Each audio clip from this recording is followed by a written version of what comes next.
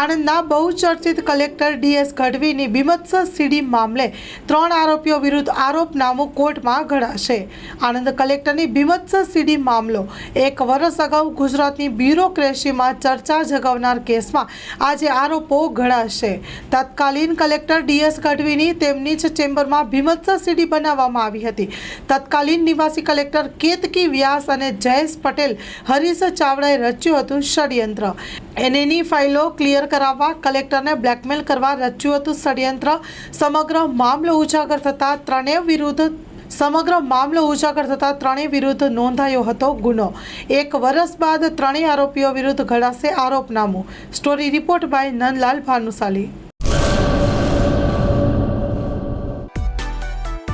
માં motor driving, safe and sure driving. Driving એ શોખ સાથે આપની મોટી જવાબદારી પણ છે। અમારા ઇન્સ્ટ્રક્ટર દ્વારા સચોટ અને સરળ માર્ગદર્શન।